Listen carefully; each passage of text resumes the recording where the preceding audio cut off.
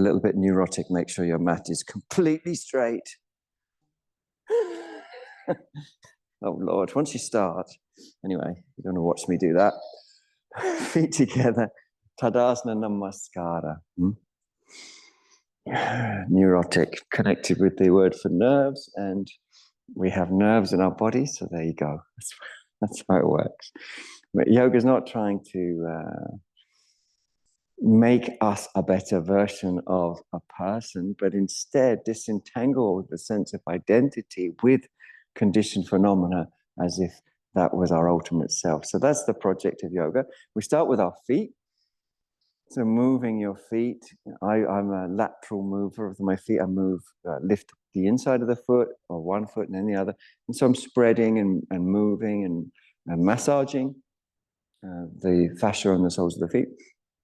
And you can feel it going up the legs too. And as you feel it going up the legs, what you're tuning in on is softness, breath-centered softness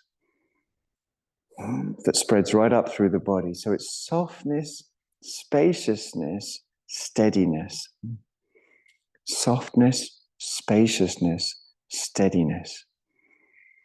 And all three things are indicated in Patanjali's Yoga Sutra between 242 and 246. Is that right? Oh no, 246 and 248. Interlace your fingers. Stretch your arms diagonally down. Breathe through your nose. Make sure your neck is in line with the spine.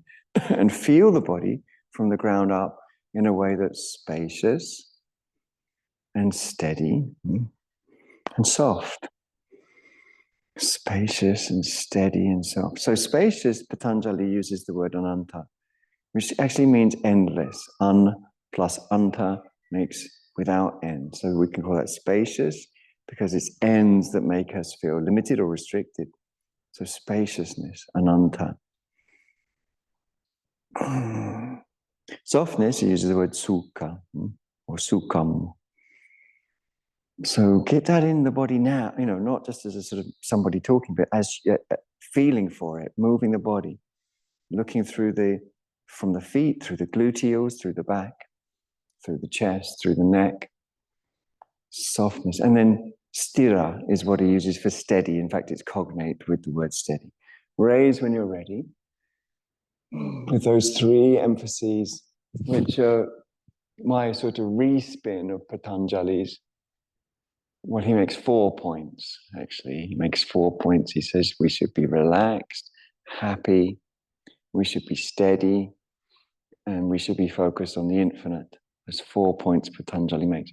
So as you raise your arms up, Urdhva Baddha Angulyasana, upwardly raising bound fingers, then look for spaciousness, but maintain softness. A steadiness means strength that is honoring the word yoga, meaning integration. Strength, if we want to define the word, perhaps best to do that by saying integration. Strength is where everything's pulling together as a team. Big, wide circle, hands to the hips, breathe through your nose, raise up your left heel, continue to raise the left leg, continue to breathe through the nose, pull up as high as you can and out. Some people find it useful to counterbalance. If you feel wobbly, you can counterbalance with the other arm if you want. It's often helpful. This is about, obviously, the whole body, but there's a particular focus on the standing leg, on the meditative awareness of the standing leg.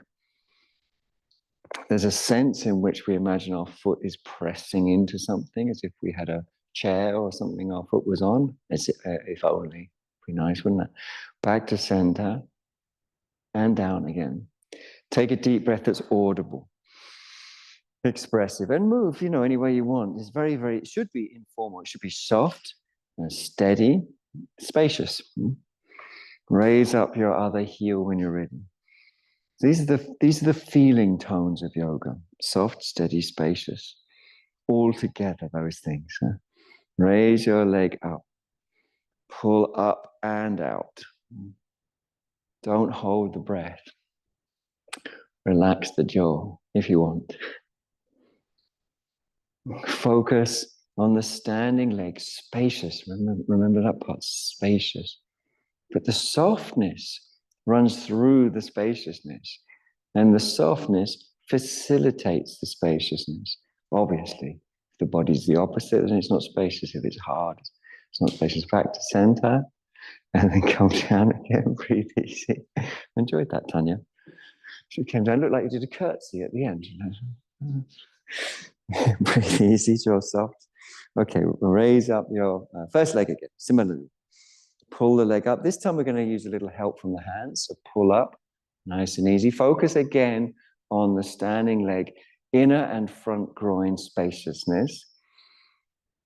We already understand that yoga is psychophysical. So spaciousness in the body necessarily is spaciousness in the mind. Jaw passive. Check that the neck is spacious, the groins are spacious, the gluteal muscles are cutting in, front groins are open, and jaw is soft. Okay, bring your leg down again. Breathe through your nose. Stay loose, spacious, relaxed. Shaitilya. Raise up your other leg. Similarly, take hold. Breathe through your nose if you can. Relax the jaw. That's part of the softness. Remember, it's psychophysical. Open up the inner groin of the standing leg. Cut in the gluteal crease where the bum and thigh meet as part of the soft spaciousness. Tone the front thigh in a way that is steady or strong or stable. Stable doesn't mean not moving. Stable means pulling together in this context. Okay, down you come, nice and easy. Shake out, shake out, shake out, any way you want. Don't hold the breath. And when you're ready, back to the first leg. This time we're going to reach down, if we can, for the big toe. Index finger, middle finger, and thumb round the big toe. Jaw soft, eyes soft. Pull up and out. Again, the option to counterbalance is a good one. Stretching the other arm out. Sometimes it feels even more useful when you're holding the big toe. Breathe through the nose. Everything's okay. Just thought I'd mention that. All about the groin of the standing leg, which is meditatively open. Okay, return to center. Foot down. Deep breath, because I'm sure most of us were slightly holding our breaths, because there was that tension around, like, I mustn't lose balance. So just relax now. And when ready, up you come for the other side. Similarly, reaching for the great toe, as a lot of anatomy books call it, the great toe. We call it big toe usually, don't we? But anatomy books call it the great toe. So it is quite great. Up and out. To make sure there's energetic spaciousness through the sushumna, the central channel, running anterior to the spine. Breathing through the nose if you can. Inner groin lifted, front groin lifted, gluteal crease deep, back thigh deep. Calmly return to center. Catch a breath. Shake out, shake out, shake out. Breathe, breathe, breathe. Back to the first leg. Take hold of the big toe, the great toe. Hand on the hip. We're going to experiment with extending the leg. Of course, it doesn't have to come completely just straight. It's just an experiment. And similarly with the leg out to the side, again, counterbalancing is probably even more useful when the leg is straight. Jaw soft, eyes soft, brain soft, throat soft. Neck soft. Back, center, and down. Beautifully done. Very nice. Take a deep breath, shake, shake, shake. Loosen, loosen, loosen. So looseness, this spaciousness. Coming back again, obviously, to the second leg now, similarly. Make a loop if you can, rather than a hook around the toe. In other words, the fingers come all the way around to the thumb if possible. Leg out if you want, and to the extent that you're comfortable. And then up and out, counterbalancing if you find it useful. Uttita Hasta Padangusthasana is the pose's name. Breathe through your nose, jaw soft, eyes soft. Meditating, the living experience is, to be with it, you have to be a dancer, as it were. Return to center. Gracefully down. Shake, shake, shake, shake, shake, shake. Take a brick if you've got one, or whatever you've got that would substitute as a brick. Step the feet generously apart. Breathe through your nose if you can. Left toes in, right foot and right leg out. Turning on the ball of the front foot first, finishing off the turn on the heel should guarantee you heel to arch alignment, but you might want to check that you've got that. What we definitely don't want is heel to heel alignment. Bend your front knee perhaps several times to massage the tissue until it feels agreeable to the idea of bending down holistically. Remember, here, strength, steadiness means togetherness. It always means that, actually. It means things are all working together. That's what we mean by strong. So breathe easy, jaw soft. You can experiment with raising heels, turning toes, playing with the way you move fibers of the body into agreement, aka strength. You can look up if you want, turn from the pubis, so that's an in-up experience. Don't hold the breath. Coming up calmly with a strong leg. Feet face forwards, breathe through your nose. Jaw soft, eyes soft, back toes in, front foot and leg out on the ball of the foot. Finish the last bit of the turn on the heel. That should be your guaranteed way of getting heel to arch. If you turn exclusively on the heel, you'll get the wrong alignment. Bending and extending in your own way, back and forth, not holding the breath.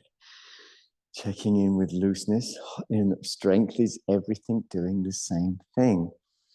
That's why, manipulative politicians do that divide and conquer thing, because dividing makes weakness. Holism brings strength. Coming down when you're ready. So by working into these poses little by little, we recruit more and more fibers, creating that holism that is indicated by the word yoga, which appears in many different expressions in the English Sanskrit dictionaries. Often there's about 30, 40 different translations, but if you scratch under the surface, most of them mean something like together. Together. Bottom ribs forwards, turning to look up, breathing through the nose, experimenting and finding waifs and strays in the body. Like little elements that have not been included yet. We're looking for them and like, hey buddy, you too, you can come along, not leaving anyone behind.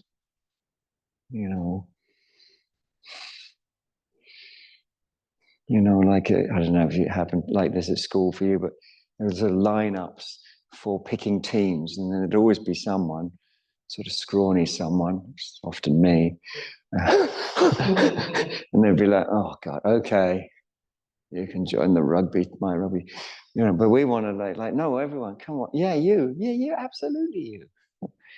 Waves and strays. Inhale, come on up. Feet facing forward.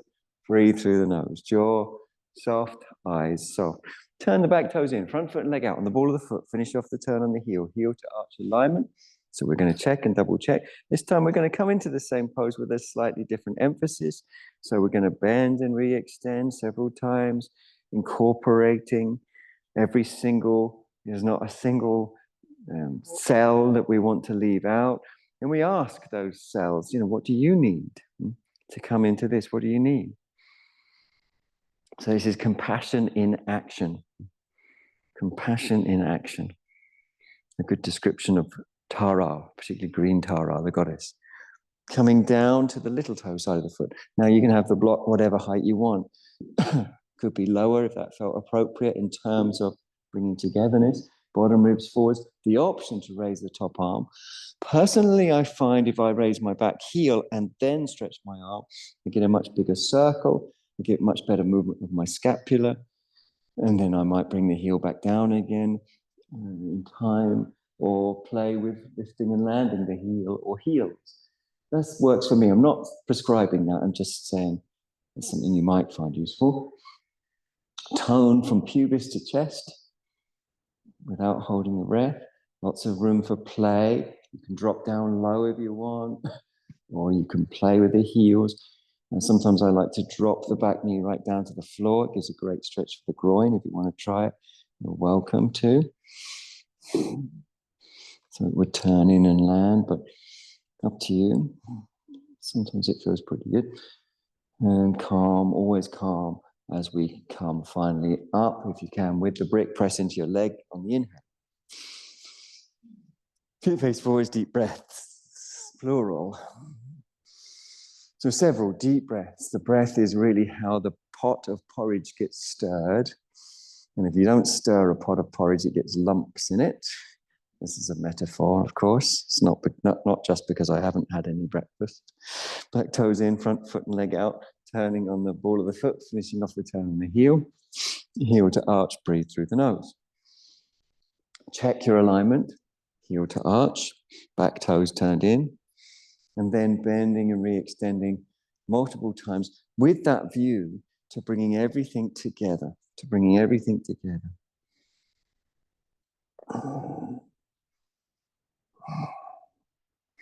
So again, if you feel ready, ready means integrated. It feels like all the fibers are coming along for the ride.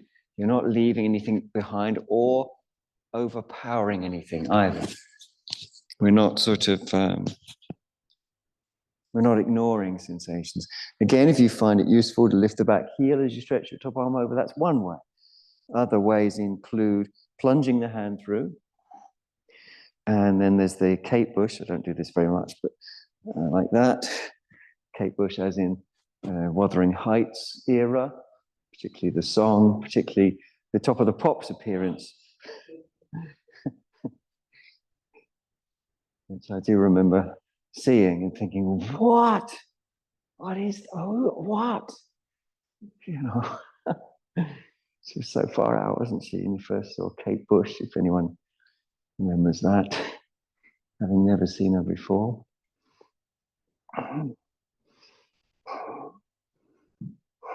Okay, inhale, come up on the inhale with the inhale. Okay, you can put the block down. You can walk your feet towards each other. Jaw soft. Kicking out, stretching out. Breathe through your nose.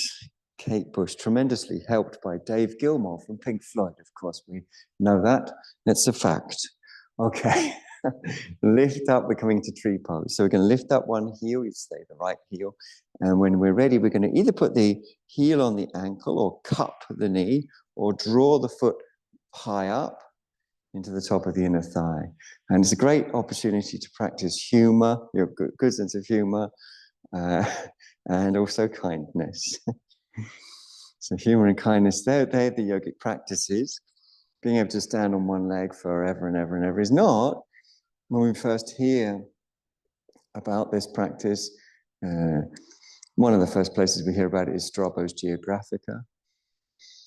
So there's Strabo's sort of guide to the world.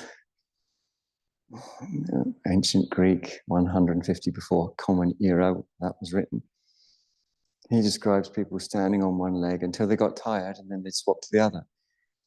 So they don't seem particularly bothered about, how it looks or how long they stay. They just, okay, just swap to the other. They did do that all day long, mind you. Of course, that's a form of abstinence. You're negating habitual action by taking a deliberate, non-habitual action. Something different, in making an impression into the nerves, negating even karmic pathways.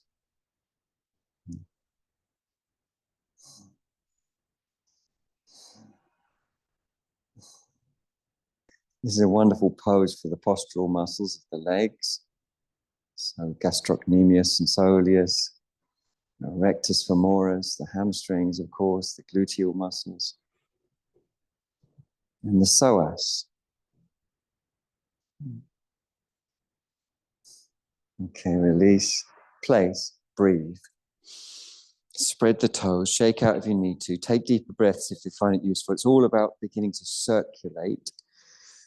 And when ready, raise the other heel up. Similarly, again, you've got those choices: inner ankle, cup the knee, or bring the foot high. It actually doesn't matter which one you take. Again, in Strabo's Geographica, there's no specific mention of how the foot is placed or where the foot is placed. It's just the only thing that's mentioned is that one stands on one leg. There's no reports about where the other foot exactly is.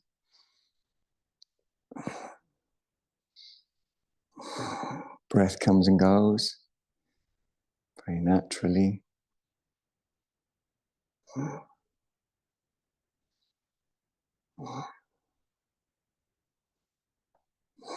And relationships, conversations break out, don't they, throughout the body? Conversations. Like different muscles dancing together, supporting each other.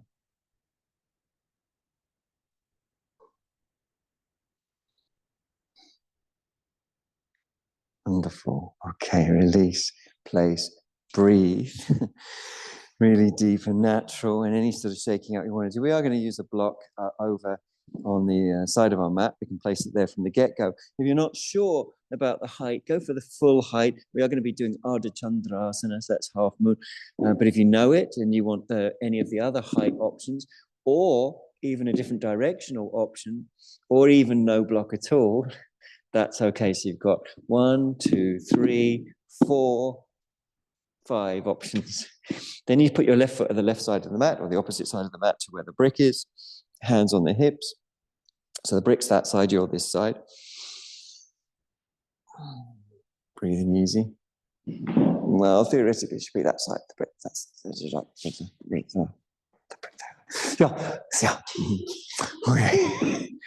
Just doing that quite subtly. Hands on the hips, breathing easy. Back toes in, right foot and right foot and leg turns out. Ball of the foot, finish off the 10 on the heel. Generous stride. Your left foot is right over on the left side of the mat. That way you know you've got clearance, plus you know where you're going back to. Stretch your arms, lift your ribs, release your neck. There's thousands of interesting points. One could lose oneself in a positive way in here. For example, the weight ratios across the feet.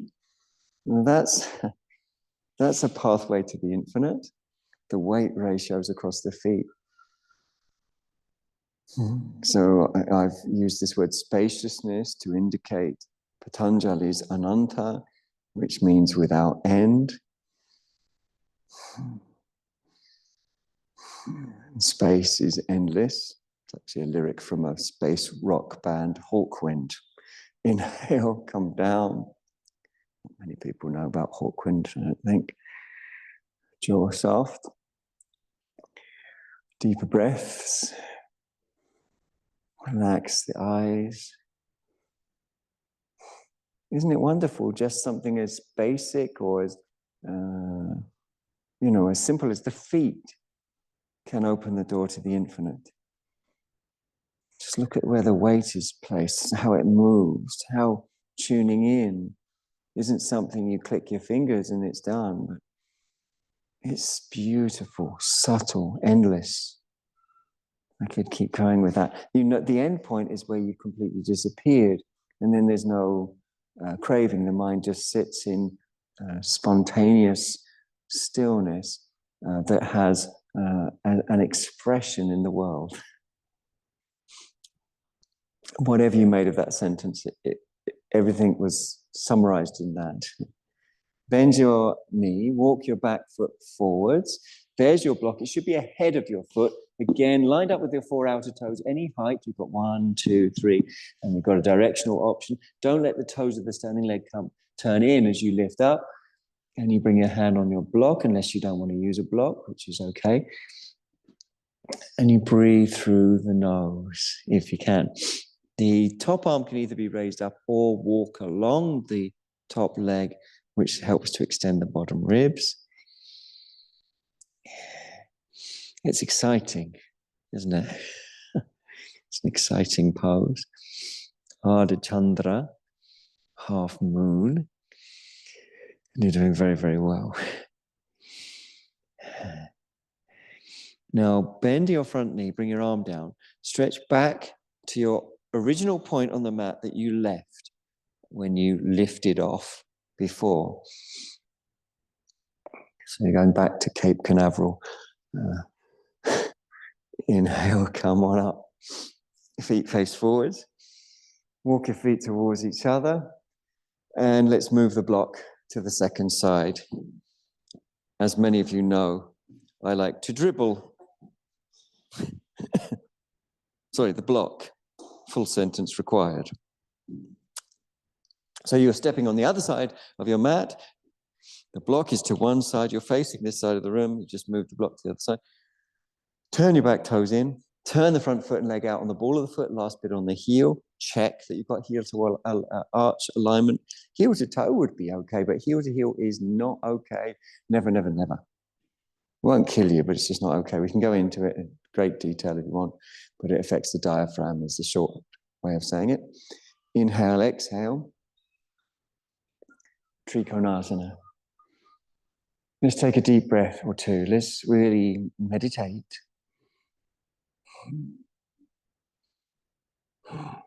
By taking deep breaths, by moving forwards and backwards on the heels as a way of setting up the tuning in attitude, tuning in. So the breath is like the baker's oven is to a baker, the breath is to a yoga practitioner. It brings everything together. You know, if a baker was making Chelsea buns, for example, and they didn't put them in the oven, they just dolloped them out on the counter, not make people be like, I'm not buying, I don't want that. Chelsea bun mixture. It needs to go in the oven. Similarly, with the instructions in the pose, you've got to breathe into them. That's what brings everything together. That's what yoga is, togetherness. Arm down, bend your knee. Walk your back foot in. Make sure the block's ready for you. You've got your 3 height options. Whatever one you want is aligned with your 4 outer toes. Walking in without turning the toes of the standing leg foot in, lifting up in your own time. Breathing through your nose if you can. Option to have the arm on the top leg and walk along, which lengthens the bottom ribs, or to raise it up as you like. Good opportunity to enjoy life, the excitement of it, especially people who have, whose lives can seem a bit pedestrian and repetitive. Talking to parents.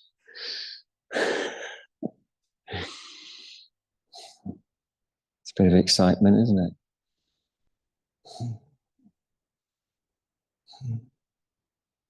Good job.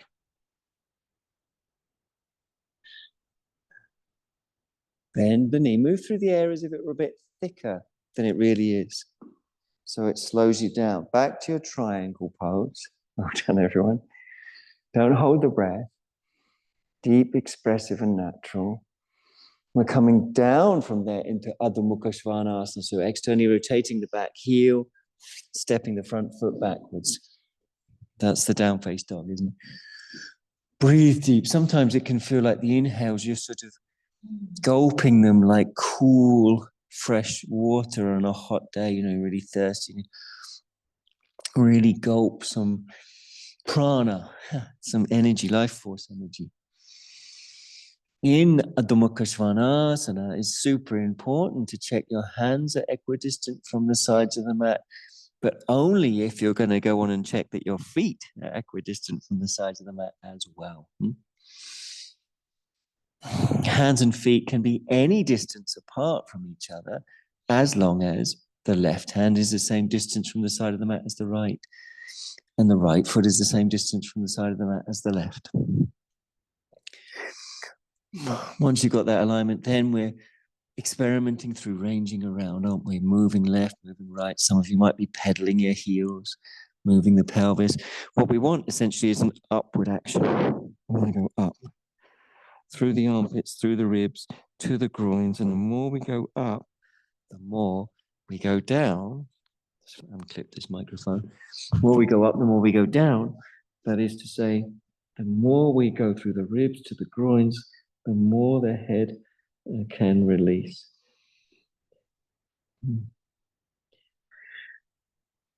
Looking for integrity in the thighs, which takes as long as it takes. Well done. When you're ready, raise one leg. So bring your feet a little closer to each other first, and then raise one leg and play with that.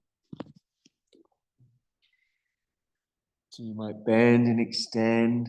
You might move the foot on the floor. That might lift up and descend. We're not doing what we did last time just out of habit. This should be fresh, new, open-minded, like not limited to what we presume about the body, but responding directly to what we can feel about the body in the present.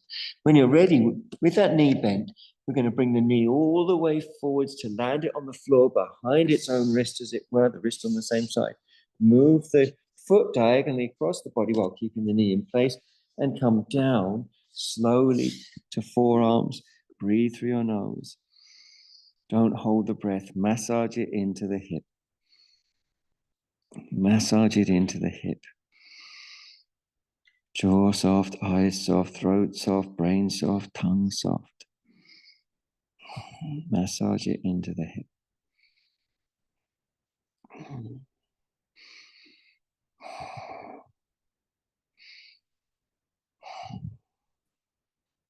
So put everything in the oven. In other words, breathe into the pose.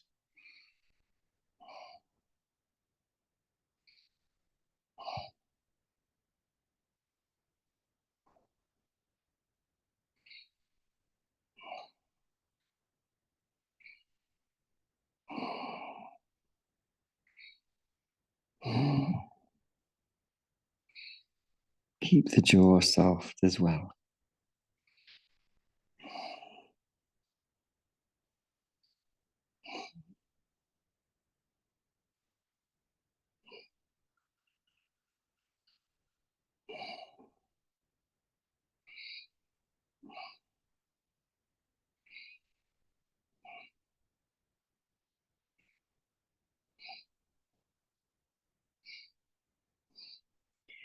Tucking the back toes under, pushing yourself up onto your hands, bringing the back knee forwards, coming back into Adho Mukha Svanasana, downward facing dog. Don't hold the breath. Draw some deeper breaths. Experiment with it, because we know movement hydrates the body. So if it feels a bit clunky, try things like padding the heels, bending the knees, moving the pelvis. Just loosen things up a bit, even if it's just through a bit of movement. Even if you feel a little clunky, then movement's going to help, rather than sort of being stuck in that pose and just sort of hoping for some magical future where the body spontaneously becomes more flexible. You have to kind of really work into it. So anything goes. as long as it gets that kind of hydration. And on the basis of that hydration, we begin to feed energy up through the ribs, through the belly, to the groins. And as we lift up to the groins, the head releases down relative to the lift, relative to the lift. Each and every part of the palms over time come to touch the floor. Walk your feet a little closer together, raise up the other leg when you're ready. And play, bending, extending, turning in, turning out. We're going to do the same thing as before. That is to say, we're going to bring the knee forwards behind the wrist, and there it's going to stay. So coming forward behind the wrist, the foot moves diagonally across the body, and if you're ready, or at a pace that you're ready, you begin to come down. You massage it in without holding the breath. The jaw is passive, the eyes are passive, the brain is soft. Massage it in. So in the same way that you might massage in some moisturizer, through movement of the hand against the skin, in a similar way, movement of the body massages the pose in to the nerves, causing whatever the nerves were holding previously. And we're not dividing anything into right or wrong, just we want everything to be fresh. Whatever the nerves were holding previously, to be invited to release. You get a choice whether or not you accept that invitation, which you would do through the breath. If you were going to accept that invitation, you do that with the breath. And it's for that reason that I say the breath is like an oven that brings everything together. And that state of reabsorption or togetherness is called yoga because it's the field of everything that we try to grasp bits of and say, well, this bit of the field of everything is me, and that bit of the field of everything is you, and this is mine, and that's yours, and so on. And that's called relative truth, samvriti satya. But if you lose sight of the ultimate truth, then life loses its meaning. So what is the ultimate truth? Everything is everything. Yeah. Breath is part of the body so much so that it's inseparable from it. What happens to the breath happens to the body. What happens to the body happens to the breath.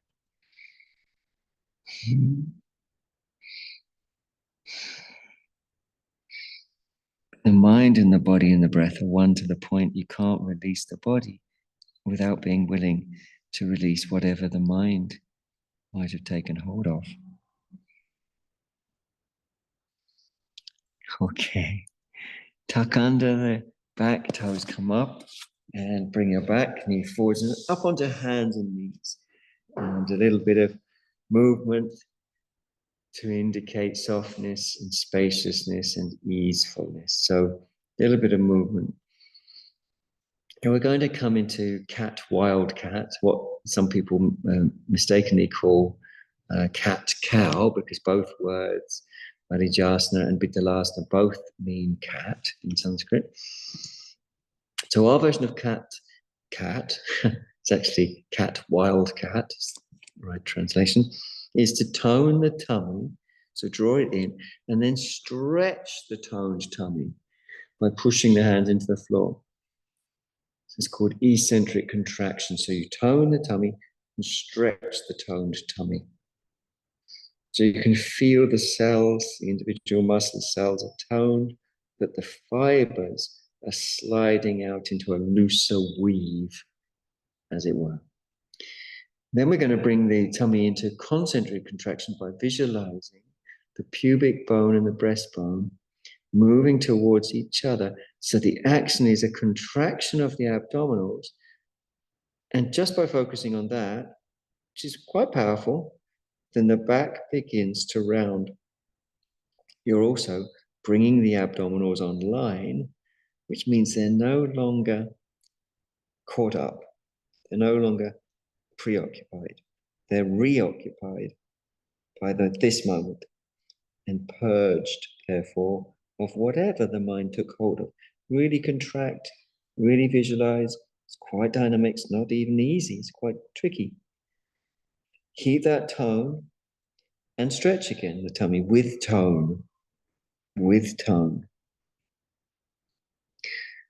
So as it stretches, the muscles feel like they're toned. So if someone were to flick your tummy, and there's no danger, by the way, of anyone coming to flick your tummy, it's a very, very unlikely scenario indeed. But, it would be toned like a North African drum. They're called a doumbek, like a doumbek.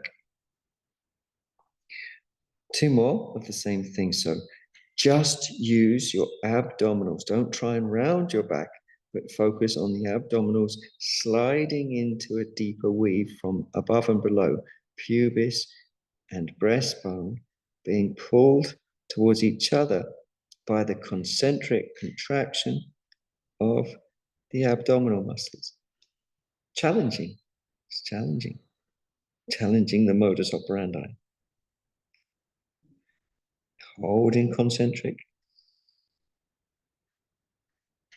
Maintain the tone into eccentric. Eccentric is where a muscle lengthens while maintaining tone. If you couldn't eccentrically contract muscles, you'd never be able to lower a cup of tea slowly. Every time you went to put your tea down, you just throw it down and there'd be tea everywhere. So that's eccentric. So we're keeping tone as we create length. Those two things together. It's difficult. The mind wants to jump onto other things, doesn't it? Last time, concentric. Really concentrate. Pubis and breastbone coming towards each other as the abdominals slide into a deeper weave.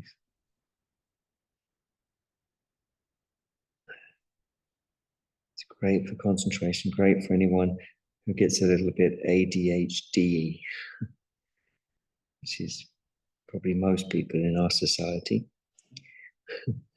Okay, let your tummy come to neutral. Take a deep breath that's audible. Turn around and sit with your legs extended out in front of you, so your feet face the midline of the room, please.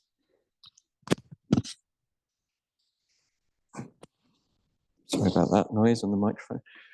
And we're going to do a pose that I know you'll love when it finishes. And that is the full boat pose. We're going to lean the body back by 30 degrees. We're going to raise the legs up by, really, Jim? No, please. 60 degrees. Or whatever you can do. You can do this with bent knees, of course, because it's rectus femoris muscles that are working overtime on this. Keep calm if you can. Meditate on space in the knee capsules if you can, in the front of the knee capsules. Couple more breaths. Sometimes boats capsize. Okay, bend your knees. Bring your hands behind you. Oh, what a relief it is to bring the hands behind you. Behind the bum, tone the tum, draw it in towards the spine and lift it. Lift your bum, travel it forwards, and chest and head are going to move together as we lift up. So this sense of barreling the chest, meaning that it's rolling. We visualize it rolling towards the head the whole time that we're in the pose. So rolling, rolling, rolling the chest. It's not something that's sort of mechanical, but you're setting up the directional intention by imagining a rolling barrel within the chest, rolling the chest again and again in the direction of the head, again and again and again and again. And down you come, nice and calm. Go to the front of your mat, cross your legs, scoot the buttocks under towards the heels, and lay down when you're ready. Take a deep breath, I'm sure you will anyway. Maybe a few deep breaths. Relax the neck. Relax the jaw.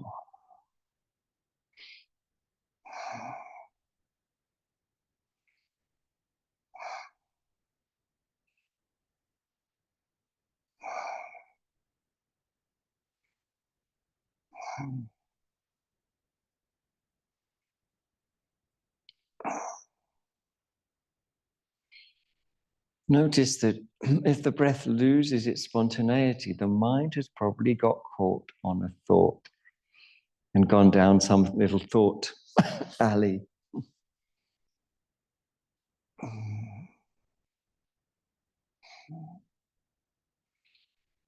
So that's a good way of noticing, it's the breath.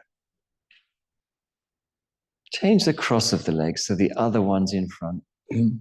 Personally, I like to then scoot the buttocks under, take my hands to the top of the buttocks and just scoot them under towards the feet. You might want to do that too. Hands can be where you like, on your ribs, out to the side, or over the head.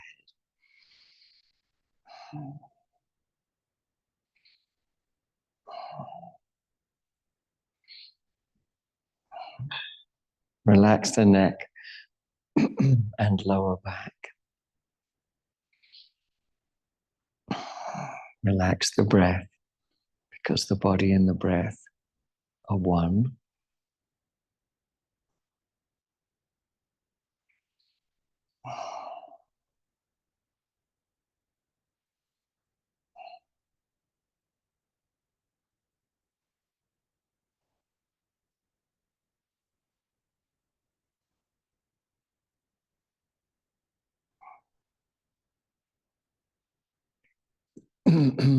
Bring the legs back towards each other, feet on the floor, scoot the buttocks under.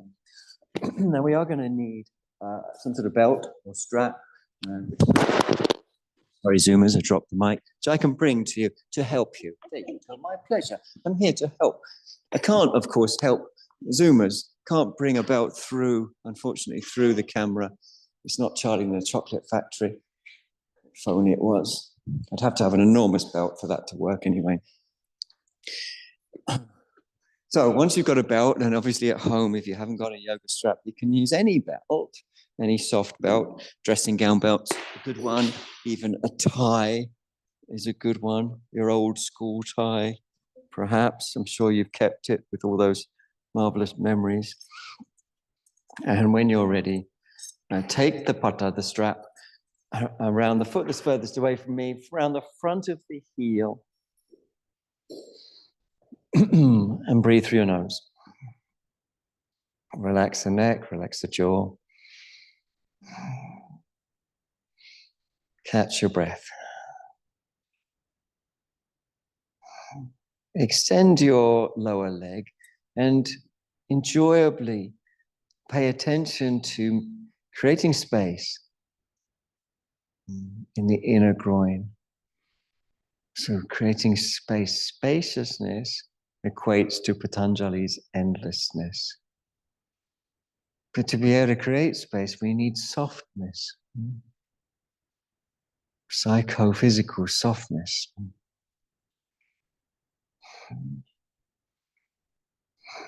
And the whole process brings about steadiness, or stira, which is cognate to so many English words that begin ST, STA, STI, like stability, stationary, stillness, steadiness.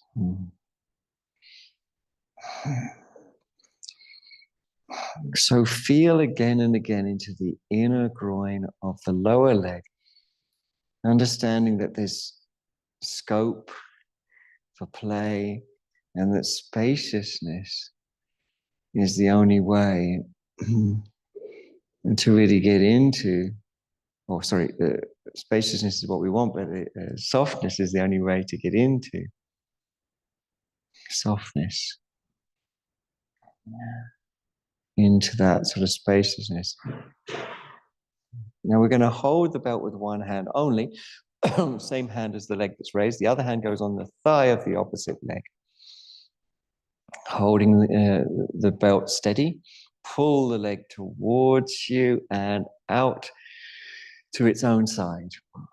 Breathing between the front hip points as a meditation.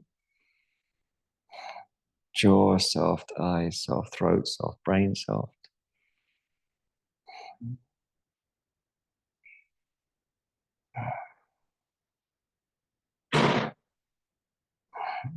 Neck relaxed.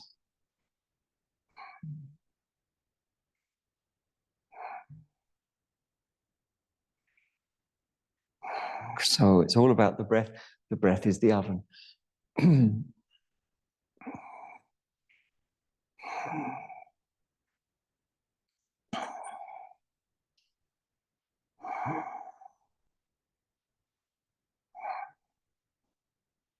The breath alchemizes everything together.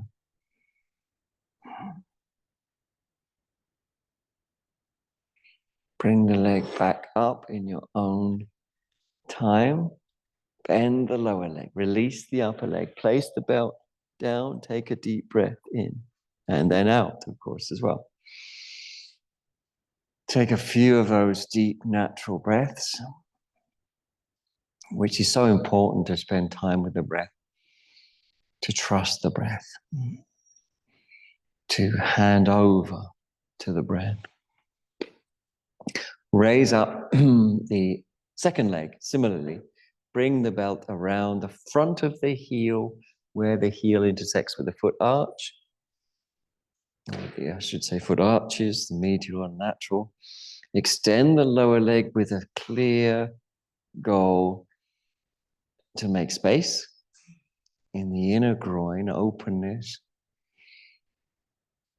This is the attachment of the iliacus muscle and psoas muscle on that lower leg side.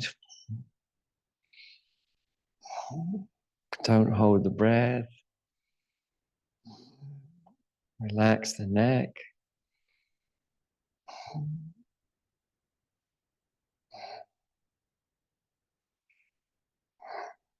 Investigate.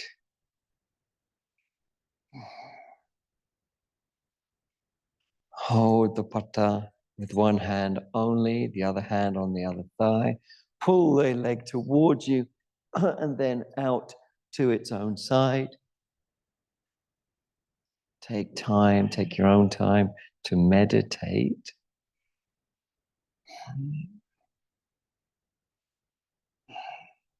So this is Supta Padangushtasana number 2.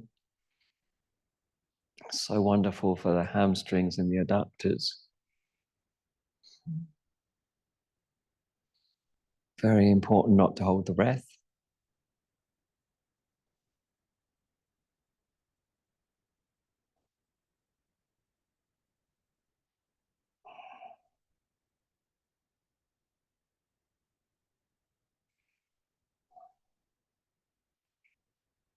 Okay, bring the leg back up with the inhalation.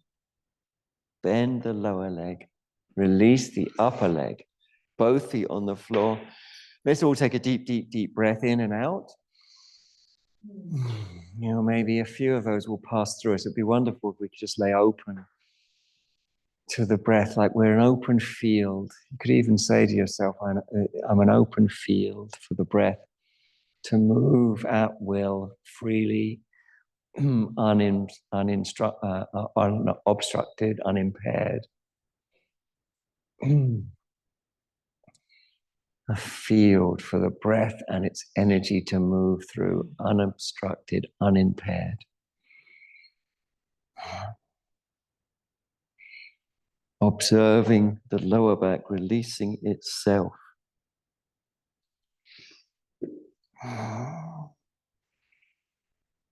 My hand, unfortunately, is now forced by the chronograph to tell us to come into Shavasana. So we're going to extend the legs. If your back is comfortable, you can keep the legs bent otherwise. We're going to place the arms by the sides of the body away from the mat and scoot the shoulder blades under to leave the chest floating and buoyant.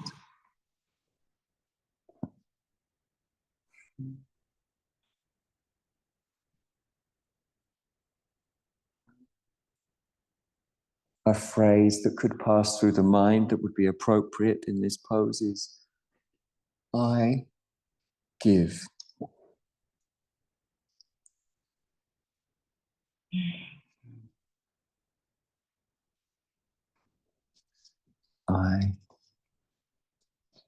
I give.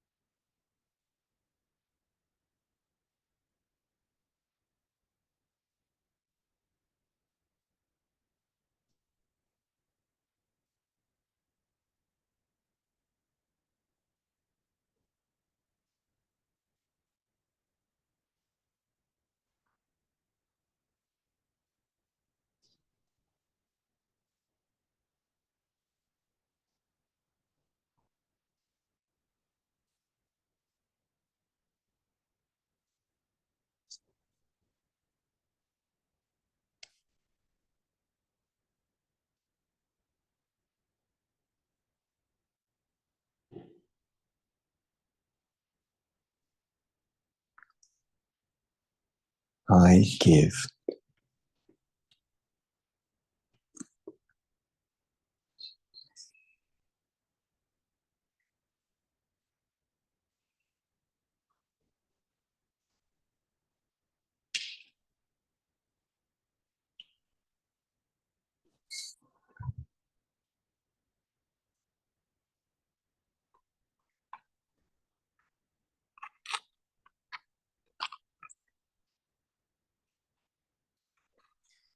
Feel into the body. For example, if you move your toes, you'll feel energy releasing through the sacral plexus, through the pelvis, flooding the pelvis down and then moving down through the legs to the moving toes. Move the toes, you'll feel that energy flood the pelvis, and it spreads upwardly too and begins to flood and pervade the upper body. And if you move your fingers, you'll find something similar. From the brachial plexus, energy spreads, pervades through the chest, down through the arms, and continues to pervade the entire body. So eventually, through movements of the fingers and their toes, we feel pervaded all over by prana, energy, which itself is consciousness. And so consciousness takes little moves, spontaneous and natural moves. You might find the body's wanting to stretch, or you might want to rub the eyes. It's all spontaneous, it's all natural.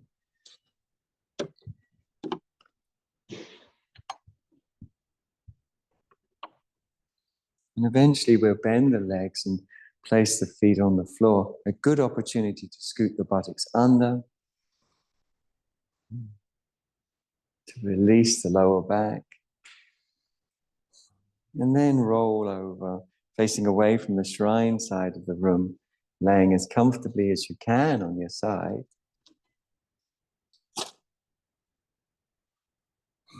Before rolling back towards the shrine side of the room.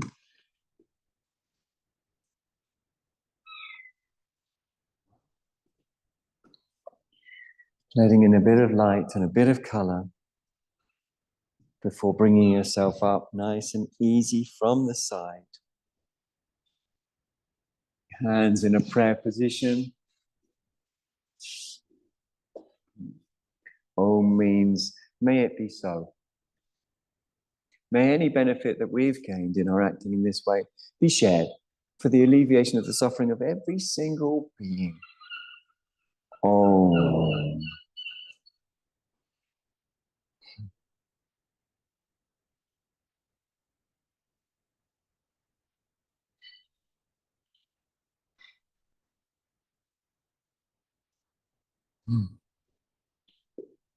Thank you very much for coming. Really appreciate it. Lovely to see you all, roomers and zoomers.